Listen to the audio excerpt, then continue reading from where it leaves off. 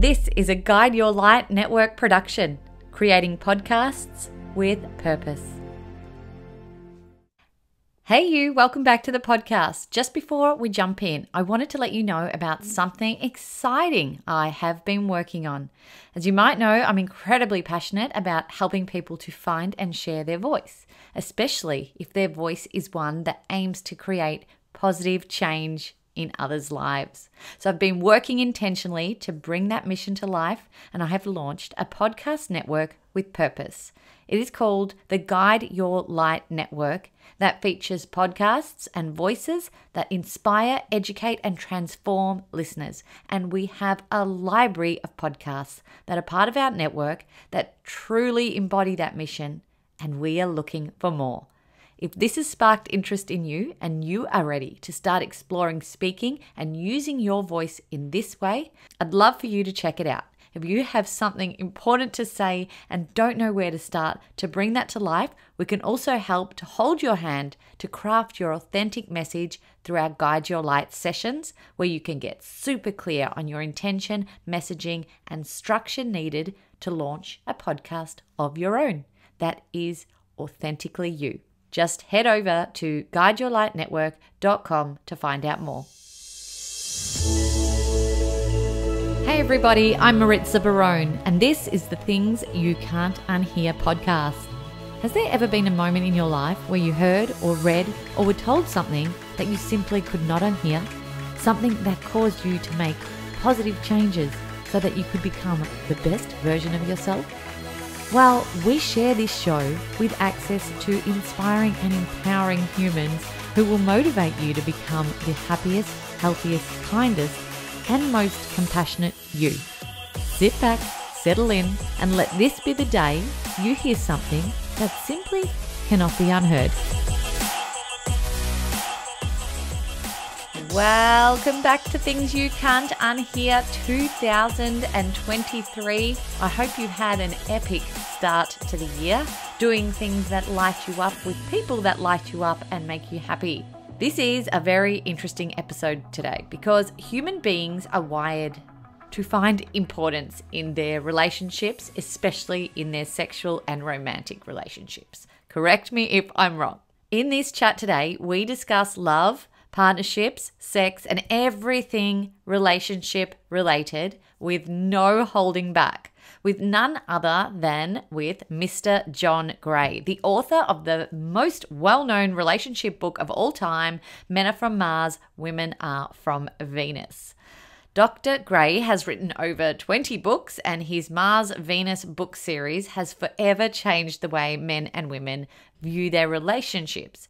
I remember reading it in my 20s and learning that women thrived on communication and men needed time alone in their man caves to re-collaborate when they were under pressure, which was a bit of a game changer for me and, of course, many others who learnt those important insights. In this episode today, we talked to John about lots of things, but in particular, how hormonal levels play a huge part in how we feel in our relationships, how we can use our relationships to create balance in our lives, how we can stimulate the right hormones in our partners to maintain pleasure and excitement and not need newness, the key to strong communication between men and women, plus John's step-by-step tips for good foreplay that creates ongoing desire. You don't want to miss that part. There's so much more in this. I must say this chat may be a little controversial at times, especially in this day and age, and also depending on the type of relationship you're in. So parts of this may or may not resonate with you, but as I always say, take what serves you and leave behind what doesn't. I would love to hear your thoughts and your biggest takeaway from this conversation today with John Gray. Welcome, John Gray, to Things You Can't Unhear. So great to have you here. Thank you so much. I'm happy to be with you. Congratulations are in order for you. You have become a grandparent today. Today. How exciting. Wonderful new life coming into the world. That's correct. It's an amazing experience. Oh, wonderful. Well, again, thank you for being here. It's funny. I want to start the interview because in this way because just last night I watched Eat, Pray, Love with Julia Roberts. Are you familiar with that film? Yes, yeah, many years ago, but yes, familiar. Yeah, I hadn't watched it for years and years and years, and I had this calling to want to watch it again. And it's funny, the first scene, she has an opportunity. She's narrating this scene, and she has an opportunity to meet a guru or a swami, and literally ask him anything in the world that she can ask him. And she could have been asking about humanity, her career, her health, anything. But the only thing that she wanted to ask him was about her relationship. And she said, we are wired this way. We just love. And this is where our interests really lie as human beings. And I'm sure you are a testament to that in the work that you do. Certainly. I mean, it's a priority. Men don't always realize it, how important relationship is, but as they mature, they realize that. And, when you talk about eat, pray, love, I just heard those words. And we're going to talk today about male and female, of course. And the hormone of relationships is estrogen. And women, compared to men, make 10 times more, sometimes 3 times more, whatever their healthy estrogen level is for them. It's much greater than a man's. And for her to feel romantic feelings, that means in love, it needs to double. So when you eat, it raises estrogen. That's why we like to eat. Anything you do that you enjoy makes estrogen go up. Anything you like to do, anything you love to do. So eating is a major source of estrogen. And eat, love. What was it? Eat, pray, love, or is eat, love, pray? Eat, pray. And I think historically, women lived in a culture that believed in God and depended on God. It was like ingrained in people from childhood. So they always felt that they had support. See, food supports us. Anything that we depend on for support produces female hormones. And food does it, higher power does it, and love does it. Having a loving relationship, it could be friendships, it could be children, but to feel the love and do things from love produces estrogen. Whereas just the flip side of that for men is we need estrogen, makes us really happy, no doubt about it. But primarily having a male DNA and a male body, what's required for us to feel happy is a certain amount of testosterone, which can be 10 times greater than a woman's, but sometimes 50 times greater than a woman's. I mean, it's the male hormone. And what's important about that is that when the male hormone goes down below his normal levels, he's going to be somewhat depressed, anxious, irritable, angry, and all that. And when a woman's estrogen levels are down below what they need to be, it's always associated for her of anxiety and depression and sleeplessness. So that's why it's important to have relationships. Relationships can raise estrogen in women, and ironically, it can raise estrogen and testosterone in men if they feel successful.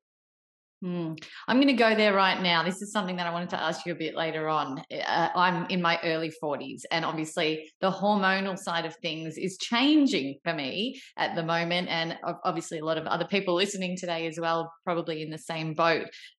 When we reach that point in lives where hormones do fluctuate and change, I know personally I'm a different person in different times at different stages of the month.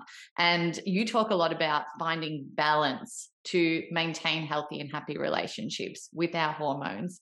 In the situation that I'm in the maybe early perimenopausal stages of life, how do we look at balancing our hormones in a way that we can balance our relationships in the same way? Well, we use our relationships to balance. That's the key to it, is having the skills to balance your hormones. And relationships can do that. Now, falling in love, when you first meet somebody, that does it automatically. You get high levels of dopamine because there's newness. Newness stimulates high testosterone in men, stimulates high estrogen in women. But inevitably, always, the brain habituates. That means newness becomes familiar. And things become familiar. You get used to it. You take it for granted. This is the way the brain works. You can't change that. But what you can do is make your testosterone levels, if you're a man, or your estrogen levels for a woman, not dependent on newness. You don't have to have new and different. And that's the great news about this most recent work I've done. I don't know if you read it, but my book, Beyond Mars and Venus. Beyond Mars and Venus really goes into the hormonal differences between men and women. And when we get a grip on how to stimulate the right hormones in our partners, we can maintain that connection and that attraction and for a lifetime.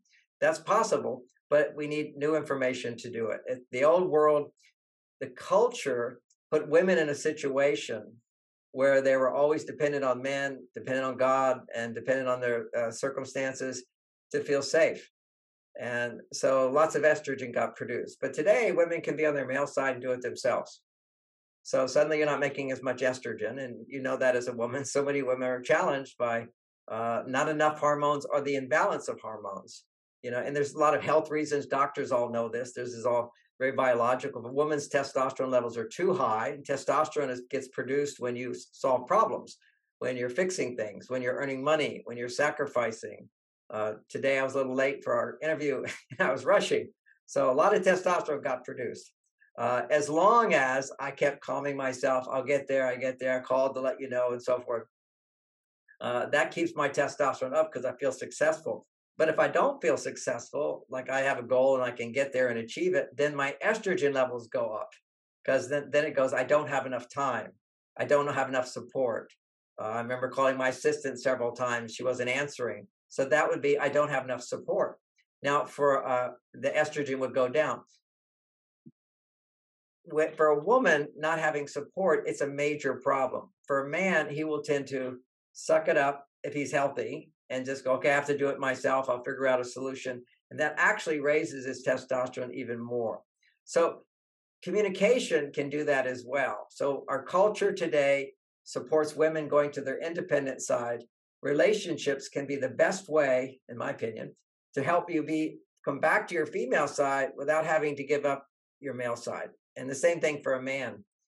When a man makes love to his wife, what's he doing? He's on his male side, he's penetrating, but he also is feeling love. And so he's got both the male energy and the female energy. So it's a way we find balance. It's really, really interesting. And do you think it's the responsibility of ourselves to balance, or do we get our partners to help us balance, or a bit of both? Ultimately, we have to be responsible for ourselves, but we look to our partners and the skills in our relationship to become even happier. So a lot of people look to their partner to be happy, and because my partner makes me happy, really happy. That's part of why I want to be in a relationship. I feel so good when I'm with her, right? Having said that, not being in a relationship, I already feel good. I have a life, I have a job, I have friends, I have children, all this stuff, my life. But then having a romantic relationship can make me happier. And that's a really positive way of looking at it for women to look at, okay, I have friends, I have this, I have this, I have this. Now a man can help me through romance become happier. Now, those are the words, but biologically what that means is that if you have a life that raises your estrogen, it only goes so high unless there's interdependence. This interdependence where you're needing something from someone else and you feel capable of getting that. That's your male side and your female side. That creates romance. That's actually what happens when you have an orgasm. If you're a woman, your estrogen levels will go to their highest level of the month when you're ovulating. They'll go to the highest level. And as it gets close to that highest level, then your testosterone levels will increase even more. And that's, a lot of married women will say they're not really in the mood for sex, but with a husband who has some foreplay skills, after a little while, she feels, yes, I want this. So estrogen has to go up first, then her testosterone comes up. Now that's actually a metaphor for what's going on in the world, which is women are pushing their testosterone up at the cost of nurturing their female side, as opposed to nurture your female side, then go to work. And when you come home from work, come back to your female side. So you're grounded in your feminine energy. And practically speaking, we just use simple terms, estrogen, testosterone. It's a bit more complicated than that. We'll briefly cover that. You already know that, but not all women do. Is that as you're going closer to ovulation in your cycle after your period, your estrogen levels are going to get higher and higher. Then at a certain point, your testosterone levels, it gets high, goes up. Then what happens is testosterone goes back down and the estrogen goes down a bit and progesterone has to go up. So that's another balance. So half the month, you've got to have more progesterone than estrogen. Now, what's progesterone? Now, I can just extrapolate from the research in terms of my expertise is understanding women and men and their moods and so forth. Well, it turns out that when women are depending on someone for something, or I am as well, estrogen will go up, whether you're a man or woman. if you're solving a problem, testosterone goes up. And usually the problem is first you want to solve the problem. There's a desire, there's a goal, and you solve the goal. Then there's another aspect of life which produces progesterone. And progesterone is produced when you want something and there's no stress to getting it. But if you want something and there's stress, then your testosterone tends to go up. If you want something and you're getting it, your progesterone gets up. So stress inhibits progesterone production and turns it into testosterone. And that's biologically. I can say that because one research study showed that for women, testosterone is actually made out of progesterone. So if you're producing extra testosterone, you're not making progesterone. And then you can look at other medical conditions and you can see something that's becoming more and more common for women is something called PCOS. Are you familiar with that? Yes, I am. Yeah, those are high testosterone women. And if you're making that testosterone, then you can't make the progesterone you need in order to keep your stress levels low. So it's an imbalance of too much testosterone. Testosterone is important for women. Estrogen's more important for women. And if you have estrogen and testosterone in balance, then you're going to be making lots of progesterone, doing things you like to do. So let's say you have a job, you set a goal and you really like doing it, you enjoy it, it's not stressful, then you're making lots of progesterone. But if it's stressful, then you're making too much testosterone, and too much testosterone then starts lowering your estrogen. And that's not a good thing. That's when you're in a bad mood or depressed or anxious, feeling overwhelmed. There's just too much. So what do you do at those times? Well, let's look at what people do at those times. What women do is they go and find a coach or a counselor or a good friend and they talk. And if you talk and somebody listens, you'll produce estrogen. Same thing for me as a man. If I talk and I'm just talking to share my feelings to feel better, estrogen goes up. But if I'm talking to solve a problem, then testosterone goes up. Okay, solving problems, talking the same thing, but what's my intent behind it? You know, girls would just do chit chat, talk, share what's going on, or look for support. You know, I just need to share what's going on. And men typically don't relate to that as much unless some big thing happens. A big, you know, like when my wife died. I'm now in another relationship, but when my wife died, that was really big. I had to process my feelings a lot to get through that. That was the worst thing that ever happened to me in my life. And so it takes a while. You know, you get knocked down, you got to get back up. And so part of that process is having a broken heart. You need to talk about feelings. But generally, most men, if they're not having a broken heart, they don't need to talk about feelings. And this is where psychology has misled us. Because as therapists, 90% of the people that come to counselors are women. So we have the experience, oh my, I can be a good listener. I can help her understand her feelings. I draw out with questions. She feels so much better. This is some magical thing. So we assume that's the magical thing that men need. And then from there, we extrapolate from that as psychologists. And we say, oh, why do men have so many problems today? You know, it's a big deal with men procrastinating, depression, drug addiction, a lot of problems more so. I wrote a whole book with a friend, Warren Farrell, called The Boy Crisis. We show all the problems that boys are having, men are having, some of the causes of it. And a lot of psychology simplifies it. Oh, if these boys just had someone to listen to their feelings, like that was going to rehabilitate them. Those boys are the way they are because two things are going on. Either their father is completely absent. 52% of males grow up without father figures. You need a role model. So they're lost, completely lost. They have no purpose in life, no meaning. They're depressed. They can't make a commitment. They don't stand strong.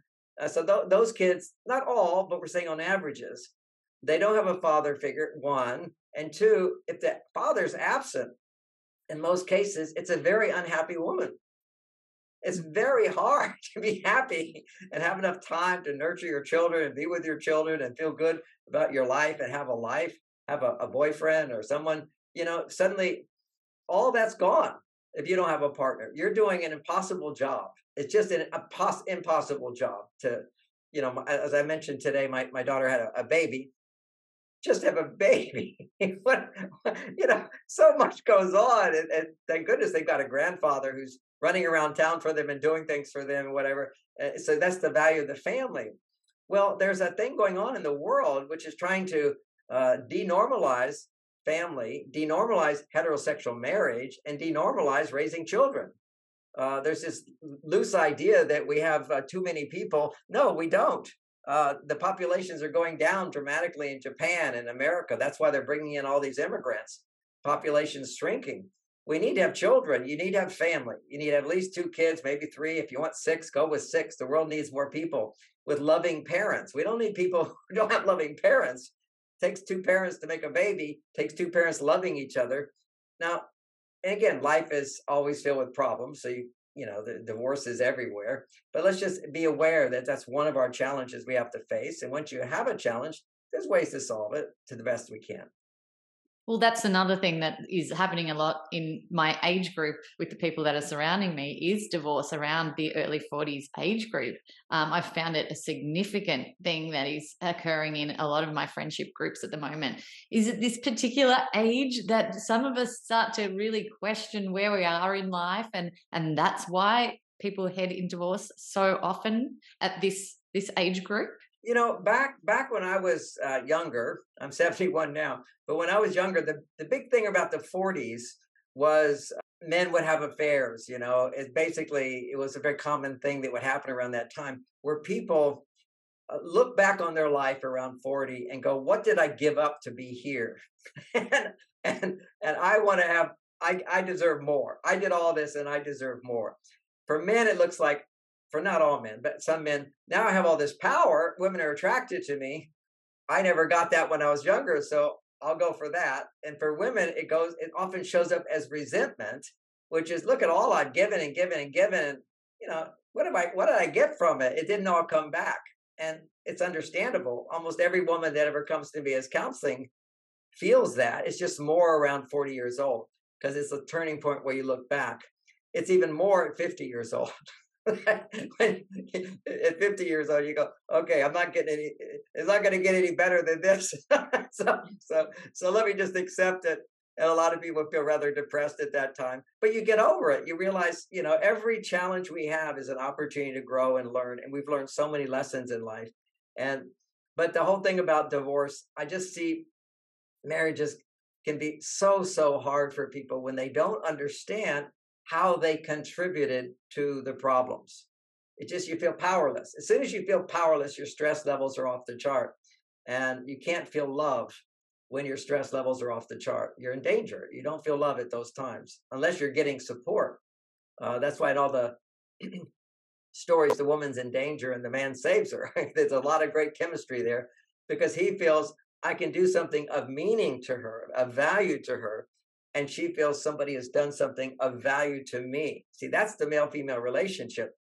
There's so much confusion now with the decisions in Hollywood, where you make these movies where the women are all the heroes. Oh, we want to empower women. They can solve the problem. It's just, men need to be the heroes. Women need to be the people we serve, we kneel to, we respect. Women need the respect. Women don't have to become like men to get respect. Women deserve respect without having to be like men.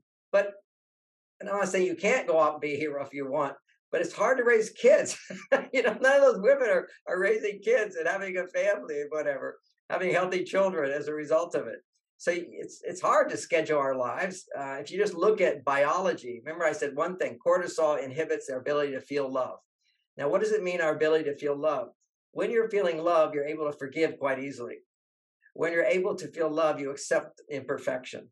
When you feel love, you're able to appreciate little things. You don't have to have big stuff. When you're in love, you feel, I trust my partner to do their best. They don't have to be perfect. When you're in love, you feel, I really care about my partner. I understand what they go through, and I honor and respect them. So these are all things that we can easily feel when we're in love. But when stress comes up, we're not in love. You can't be in love at the same time. So again, it's helpful to put this in a simple little frame, which is when women are heart is open, their estrogen is higher to a normal level. And then in love is when it shoots up and even doubles.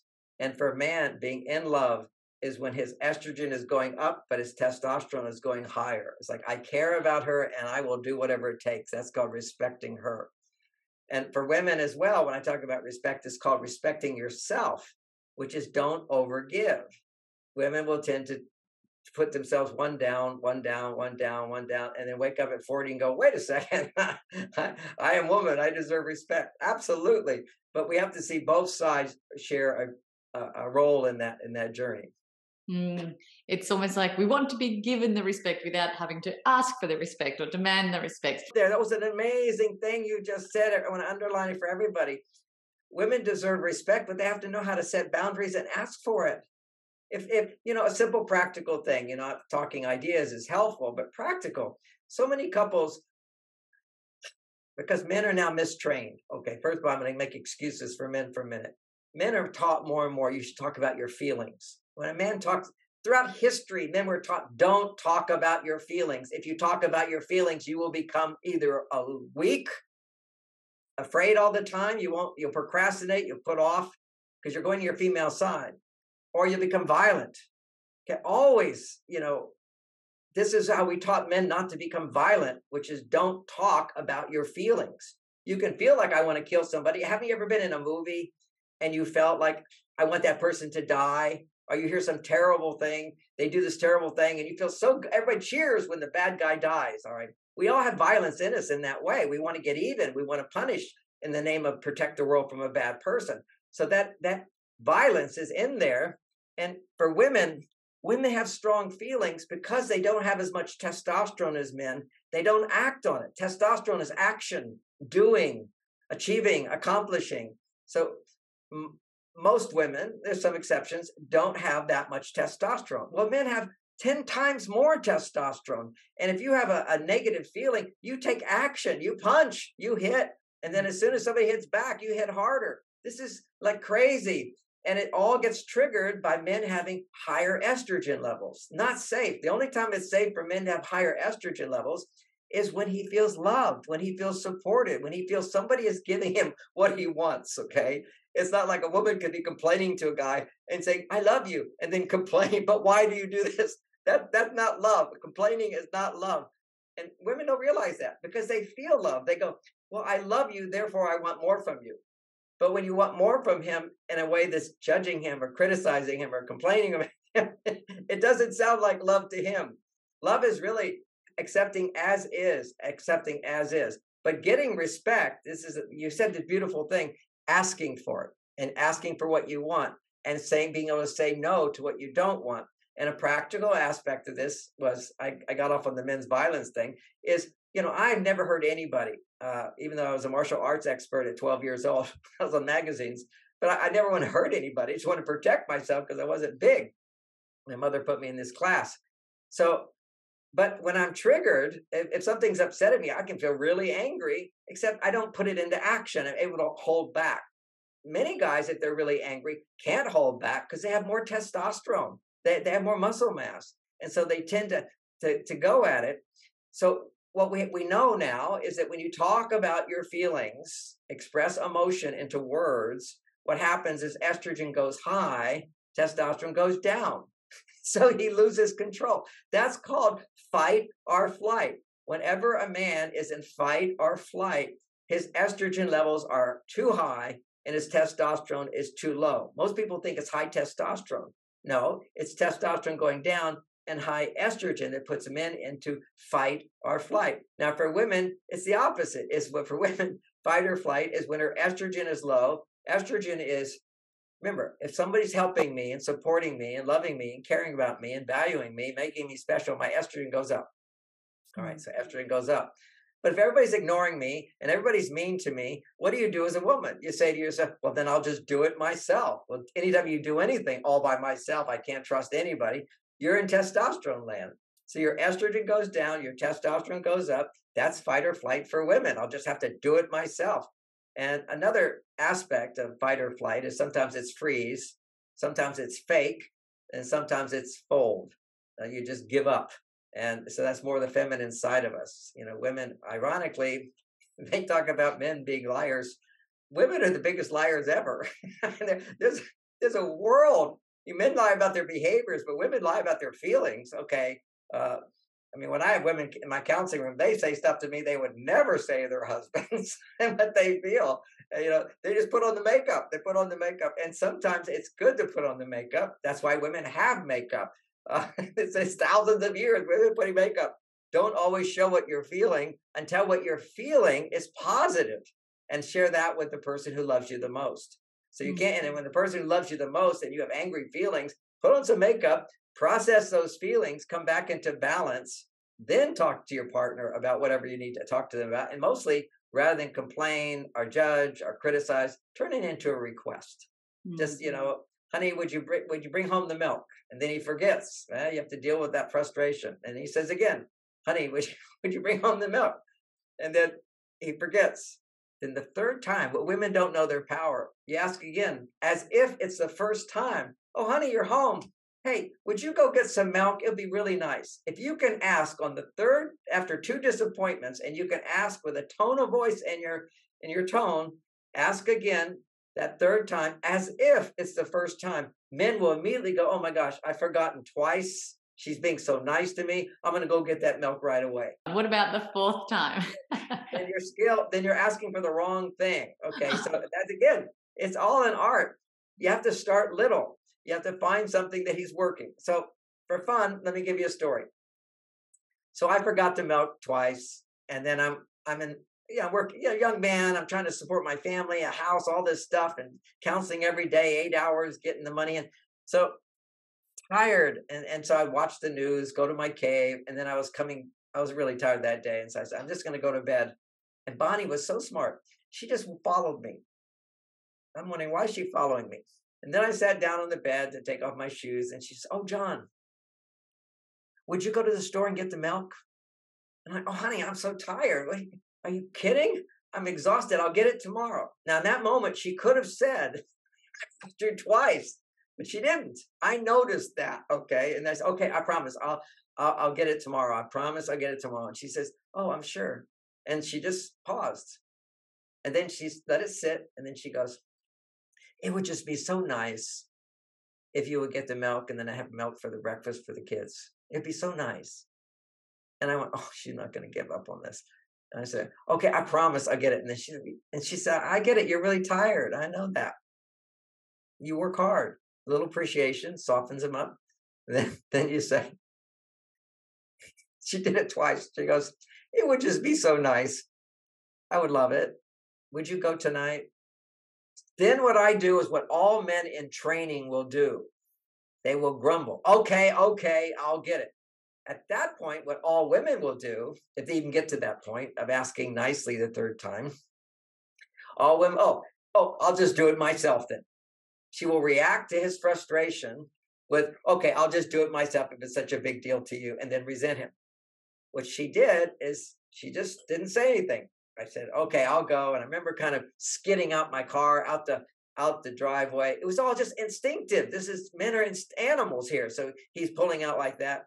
And she was very careful just to say what I told you she said. Then as soon as I'm in the car driving to the store, so tired, I have to go to the store.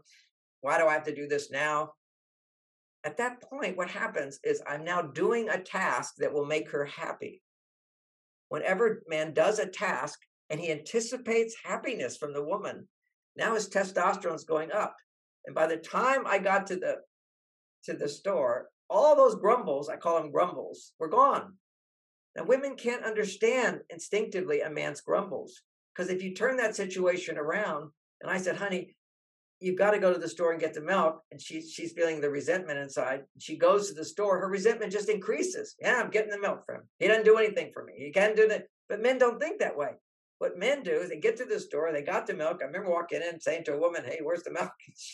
She's over there. I said, just getting some milk from my wife. Now I'm bragging about how wonderful I am. Get back in the car, drive home, give her the milk. And she went, oh, good. The kids will be so happy. Thank you, honey. And gave me a big hug. She didn't say to me, she didn't even act like, she might have been putting on her makeup, but she didn't even act like I had to ask her 3 times. What are you, the hero for going out in the night? No, she didn't say that. She said, boy, this is going to be a funny story to tell my girlfriends, is what she'll think. I got the hug, went to bed, got up in the morning, walked into the kitchen. She was already giving cereal to the kids. And the kids were going, yay, we get to have cereal. And she says, we get to have cereal because your father in the middle of the night went to the store and got the milk. And the kids go, yay, yay, daddy. Now that's a smart wife. That's elite. That trains a man. Little things can make a big difference. Men don't know that. See, men think big things make a big difference. That's why we forget stuff all the time. Little stuff is not important. But he doesn't know that for women, when you do little things, if she asks and you do little things, and you remember, you get big points for that. This is a whole different world. Men don't know that. Yeah. Well, patience is a big word that's coming up listening to that story as a woman. But let me say, it's not just patience. It's interpreting correctly a man's grumbles. So many times women do not ask for help because they anticipate the male grumble. So if you think about a grumble, men and women are different. When women grumble, oh boy, she'll build up resentment with that. But when men grumble, it's like a dog barking and the tail is wagging. Dogs don't bite you if the tail is wagging. You can put your hand in their mouth. Okay, at least mine, they're wagging. But when a dog's not wagging his tail and he's grumbling, that's not a good situation. And that's like a woman. When she grumbles about something, she's thinking, oh, how many times do I have to do this and he doesn't do it for me? And she'll gather evidence all the way. I've done this for him and I've done this for him. Now he wants me to go and do this for him. Men should, and men will often push you to do things because they don't realize when women grumble, it's not good. It's not good. It's not easy for her to let go of it. For a man, it's gone.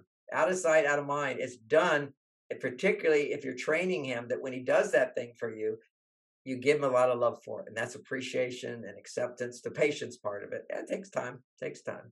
But it also takes time for women to learn to do this. This is hard stuff. Yeah, it's really interesting to hear that from a male's perspective, what they feel in that moment with these small little things that arise in a relationship. Do you have a flip side story of, from a woman's point of view where, you can explain what a woman feels within a heated argument with her partner? So what men don't know is this is one of the big takeaways for men. And I've traveled the world and they've read Men Are From Mars. Most men have only read 4 chapters, but I said that's enough. You just need to get the basics down. And that they always come up to me and says, yeah, John, thank you so much. My 2 things they'll say. My wife now understands I need cave time. She doesn't take it personally. It's so great. I finally have my life and I can combine with hers. That's 1. 2, the guys will come up and say, thank you so much, because I learned when she's talking about things, I need to not interrupt with solutions or try to fix whatever it is right away. I need to listen more. And sometimes just listening makes her happy. And that's all I want. So that's a key thing is women need to talk. And a lot of women see if they're more on their male side, they go, I don't need to talk. And that's like a person who's sick because they don't have vitamin D and they don't know they're vitamin D deficient. See, just because you think you know what you want doesn't mean you know what you want or need. Because if it's not working, you're missing out on something. You're missing something. So if you don't want to get sick with COVID, get lots of vitamin D. They already found that out. Nobody gets sick. If you have, really bad sick, more than a flu. If you had high vitamin D levels, people didn't know that. So many women come to me and they go, I'm so unhappy, whatever, he doesn't do this and doesn't do this. And I go, no, you're looking in the wrong direction for love. You need to find what you're actually missing. And what those women who say, I don't want to talk, they're missing the awareness that if I can share my feelings, my vulnerable feelings with my partner in a way that doesn't sound critical of him, and he hears me, I'm going to be stress-free. It will lower my stress. The same thing that happens. And I'd recommend every woman to go to a good therapist or coach or counselor just to experience this part of them. Unfortunately, those are the women who think I don't need to talk. But there's so many today. They come home, I'm too busy, I have to do this, and they don't share. And if they do share, they only do it surface. See, there's levels of sharing. There's the level of what happened and what didn't happen as a complaint. That's just in your head. There's no feminine energy in that. Then you say, today this happened and I felt something. All right, that's the next thing, is you feel something. Then the next level down is, I felt this and I was sad, or I was frustrated, or I'm afraid. When you can say I'm afraid, or I'm sad, or I'm disappointed, or I wish, and share that, it gets man's attention. Now, it will get a man being defensive if it's about him, like he's hurt you. Just like so many women, they build up their stress levels, and then he ignores her. You hurt my feelings. Okay, no, he didn't hurt your feelings. You're overly sensitive today. You're overly vulnerable. Don't blame him for that. You can say, look, don't talk to me like that. That's fine. But don't blame him for your hurt feelings. Don't blame a man for any of your feelings. They're your feelings. That's what we're trying to wake people up to realize. And then again, in psychology, misleading people. They think that if you put I feel in front of something, you can say anything. I feel you don't love me. I feel that I feel I can't trust you. Okay. These things are like, just because you say I feel, like he's not going to feel blamed or criticized or rejected. No, this I feel is a dangerous statement unless you become really good at it. So the way you get good at it is you share the feelings you have when you're not with your partner and that don't have anything to do with your partner, then he can listen to it. That's what I learned as a therapist. See, women are always talking to me about their feelings, and I really help them go deep in it. They feel really hurt because they're not complaining about me and they're not asking me to change. So I have so much compassion. Over time, I then learned to be able to do that for my wife, even if she was complaining about me. But that's a big, huge thing. Men aren't used to, historically, women complaining about us, nagging us. Certainly would happen, but nothing like today. Why? Because there wasn't much to complain about. You already picked as a woman the man who had enough money to satisfy your basic needs and a few manners so that he wasn't violent on you. You don't mind if he's violent on somebody else, but not on you. Those are the two major things: provider and safety, protector. And so she already picked that guy. And all she had to do is to keep him in that positive state, is not complain, not nag. And she didn't really have a lot of complaints, basically. And her heart was open because she was getting what she needed. Lots of estrogen. But now women don't have lots of estrogen, unfortunately. And as they get older, the estrogen levels start going down. So you have to have the skills already learned. When you have a lot of estrogen, you tend to automatically do those more feminine things. Speak in a more feminine way, speak in a more loving way. As you get older, you'll have less estrogen, but now your body doesn't automatically move you in the right direction. You have to learn the right direction so that you can bring those feelings up. Just like a man, as he gets older, his testosterone levels go down. He just becomes passive. He doesn't realize it. Hey, buddy, you need to realize, what were the little things you used to do for her in the past? You have to do all that stuff again. And he goes, why do I have to do that? Because little things make a big difference for a woman. And what happens is men will think, well, I've already done that. Why do I have to tell her I love her? When I make love, I must say about 50 times, well, not 50 times, but at least 20 times, I love you so much. And she'll say to me, do you love me? See, that's a vulnerability that women have. They all have this. They're all looking to get the reassurance, whether they know it or not. It's a vitamin side that women are missing. Is reassurance. They want to hear those words. You're special. You're beautiful. I'm so happy to be married to you. I'm glad that we're together. I missed you when I was away. Those are the things in little cards that you buy, but you don't just do it on special occasions. Just space it out. So every day she gets one of those when you give her a hug. And that's another thing. Non-sexual hugs 4 a day, at least. Yes. And you talked about this before, and I wanted to bring it up. These little things are huge for me personally as a woman, so I'm resonating with that a lot.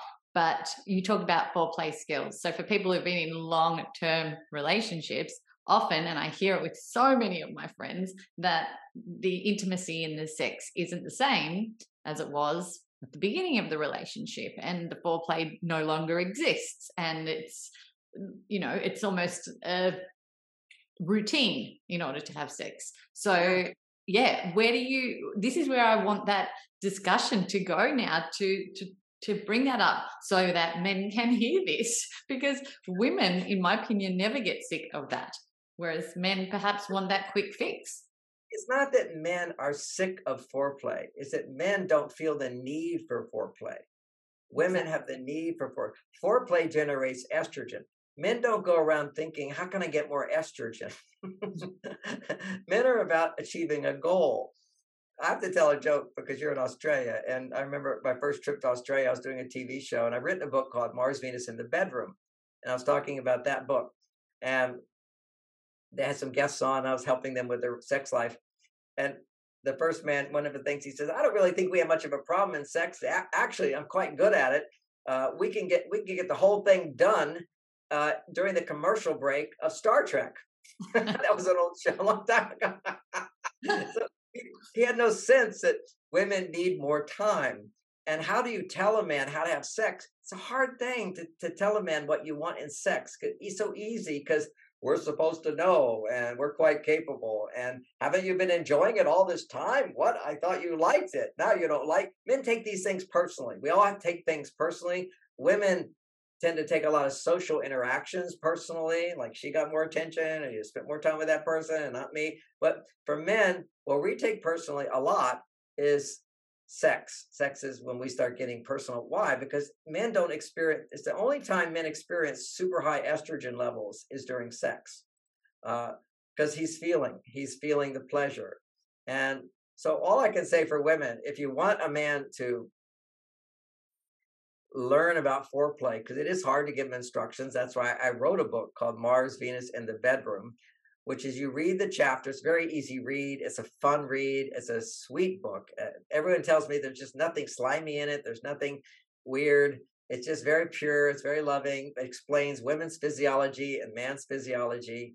And of course, to summarize, for some women who may not even know all of their physiology because no man ever gave it to them, it's hard to know what you need until somebody gives it to you.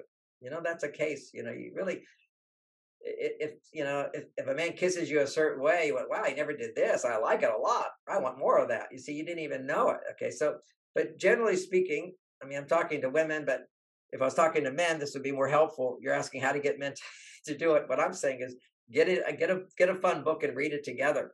This is a fun book on sex. Let's read it together because it's just like all my books. They really validate men. So having said that, I also do have a class online on secrets of great sex. People can go to my website, marsvenus.com. And it's a very funny show. It's my show on sex. So everybody's laughing and men like humor. So it's a fun thing. Oh, this is really funny talk.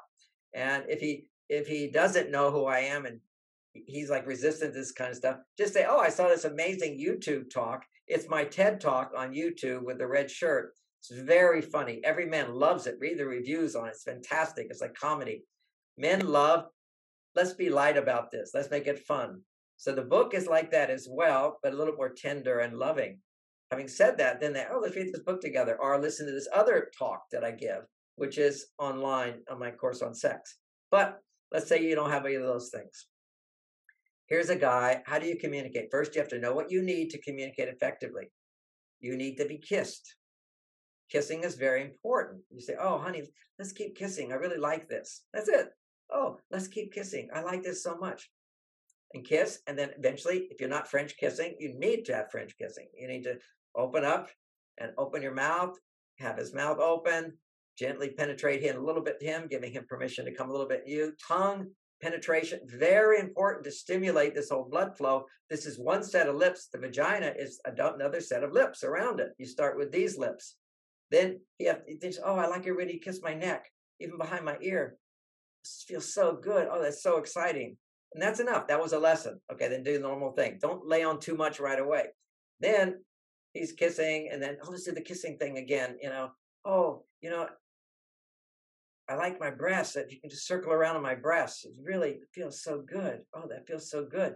It's even good for my health, and the medicine, they even say that, women don't get breast cancer if you circle around the breasts. So we gently, like that. Let's make it a little medical. Oh, okay. Oh, would you kiss my nipples? And you go, oh my God, that's so good. See, then that's enough. He learns a little lesson. Oh, do this one, and then he's kind of done with that one. You go, oh, this one, oh, feels so good. Men can hear feedback when it's like, feels so good. This is so good. Oh, I like this, and then that's enough lesson for that time. So you're training him, they're giving that experience. Then the next one is, clitoris. Most women need a lot of clitoris stimulation. But this is where women have to learn, is because they don't have a man who has good foreplay skills. They think the whole thing is clitoris. So many women, first of all, half of the women in the world have never had, in the Western world, have not had an orgasm. Then the next half of those can only have an orgasm on their clitoris. and the other by themselves, okay, doing it themselves with a vibrator. And that desensitizes, by the way, your ability to have an orgasm with a man.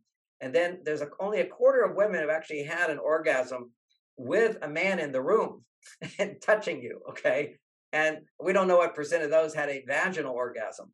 Now, Freud talked about clitoral orgasms as immature, vaginal orgasm is mature. There's no question that was true. But because so many women had never had a vaginal orgasm, or a man couldn't last long enough to give her a vaginal orgasm, and it's not even so much lasting so long, it's doing all the foreplay.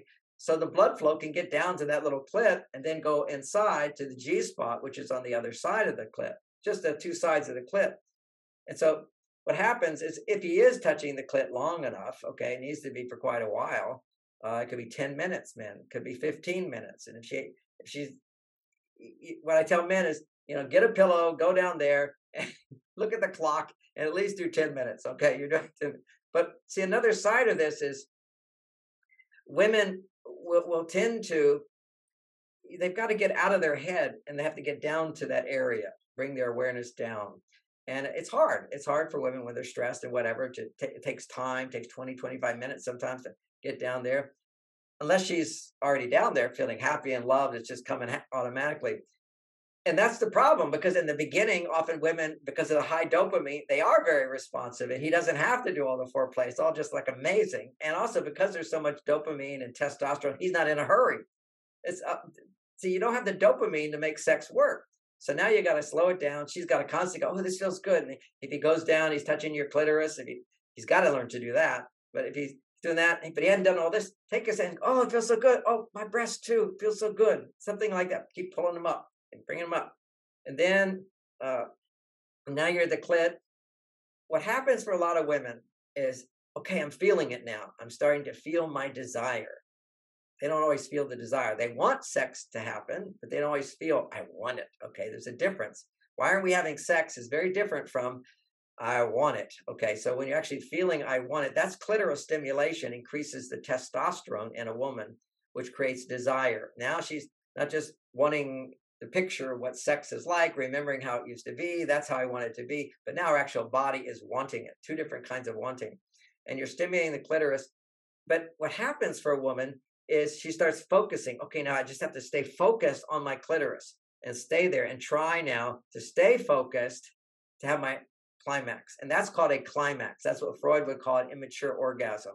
She just spent all her energy in that climax, as opposed to letting it build and relaxing it, letting it build. Don't spend too much time focusing. But women go, but if I don't focus, I'll lose it. No, lose it. It's okay. Just feel the love. All you want to do is allow him to give you loving support and feel the love. Use the pleasure to feel more love, and then the pleasure will come back, and the pleasure will come back. So then you have some kind of climax, or even a peak of pleasure. If you're starting to lubricate a lot, now you go for penetration. And in penetration, again, you let a man know, oh, I like it just right around the edges, right in the beginning. I love it the most. It's so good. Just don't go so deep. Right? To learn, it takes time before you want the penis to go all the way in. If you go all the way in, you miss all the arousal stages in the vagina, 1 inch, then 2 inches. 1 inch is around the G spot, around that area. That's starting to get, then there's another spot right after that. But the G spot really actually comes up for a while. And it actually elevates like a little erection inside, like a sign of a quarter. It will come up, and the penis will penetrate that. He can do it with his finger too, pushing in hard, can start that action. But his penis goes in there. And the whole making love thing is penis vagina, okay? People and all these tools and all this, they don't know how to do penis vagina. We've been doing it for a million years as animals. It's penis vagina. But we're not animals. We're in line with our animal brain. It's penis vagina. But we use our mind to do the right thing, so the whole body is able to experience the fullness of this experience. All the acupressure points all go down the clitoris, then in the vagina, it comes back into the whole body, the different organs and so forth. Now, that's like a little instruction on foreplay and how a woman can instruct a man that way. But part of her thing is, don't try, allow him to do. Set your boundary, ask what you want, but do it in a clever way when you're making love, of course, because men are most sensitive then. And then you take it higher, and you take it higher, and you take it higher. And every time you find yourself wanting to try to have an orgasm, stop. It should be no goal to have orgasm. the whole theme of the way I teach sex is you use pleasure. See, when something's pleasurable, you don't resist feeling pleasure. Most people just, oh, I can feel that. Once you're feeling pleasure, what's the point of feeling pleasure? Actually, it's a release of energy. It drains you. I'm feeling, we've all had pleasurable nights and feel drained the next day. It's using up energy. But you feel pleasure only to feel. And as you feel, direct your attention to feeling love for your partner. And in feeling love for your partner, express the kind of love that makes more estrogen go up if you're a woman, which is enjoyment and appreciation and trust and acceptance, allowing. Don't try at all. Give up trying, just allowing. And for the man, he needs to be in the place of feeling, awakening his feelings to then express the feelings of love. See, right now I can feel my toes because I put my attention on my toes. I can put my attention on the top of my head. I can put my attention on what I'm afraid of. I can put my attention on what I'm grateful for. So when a man is feeling, his job is to put his attention on his love for his partner to express it in words. If you don't express it in words, energy doesn't go all the way through your brain and everywhere else. So you want to bring it into your higher self. Sex is the lowest thing. It's pure instinctive stuff. You want to bring it to your heart with love, and then you want to communicate that love with words. So then you say to your partner, I know this sounds really corny, but I love it when you say, I love you, even though I know you love me. You tell a man that, because he's going to say, what do you mean? What have to say that? Oh, it just feels so good. It's like your penis coming in me. That feels good. And when you say the words, it's coming into me, And so what I'm going to do is open up to let that in. So I'll say sometimes, oh, do you love me? Tell me you love me. Do you love me? Are you happy to be married to me? Am I the only one for you? See how hard that is for women to do that. That's what you got to learn to do. That's called being vulnerable. And it's not lying. You are always wondering that. That's why you put on that pretty dress and put on the hair. It's like, do people love me? I look at my stocks. I look at my bank account. Look at my number one, how my books are selling. We're always looking for reassurance. It's just men primarily. The male side of us looks for what we do. The female side looks more at am I worthy? Do I deserve? Am I getting it? And it needs reassurance. And that reassurance could be expressed, vulnerable expressions. And so sweet. Sometimes my partner's coming and she's, tell me now, tell me more. It takes the energy, all the way up and down the body. Anyway, so those are some good tips for, again, something you said in the beginning, which was, women, you have to learn to respect yourself by setting boundaries and asking for what you want. But you have to learn first what you really need. I only covered a few of our needs, but that was good. My books cover more what your needs are, how to communicate those needs to a man in a way that makes him successful. And we did cover the importance of talking about feelings, learning how to be vulnerable. So you have to do that about things at work or with family, whatever. Never about him, and don't ask him what he's feeling, rather than say, I just need you to listen and ask me questions. Like, here's some questions. You can say, just say things like, help me understand that better. Otherwise, I feel like I'm just boring you. And I know sometimes it's a little boring, and that's okay. And then ask me questions like, tell me more. You can say, oh, show some interest, make a noise occasionally. And when I seem to pause, don't say anything. Just say, what else? I just need like 10 minutes to talk. Give him a deadline. 10 minutes, I want to open up and share, and then go for a hug. Be grateful for his sharing. Be grateful for, shift from frustrations and disappointments back to positive feelings. You have them all inside of you. Just where do you put your attention on? And he needs to go in you, because when a man can go in you, you feel connected. Thanks for listening to the show. What did you think? And what did you feel? Let us know by leaving me a message on the Things You Can't Unhear Instagram community page.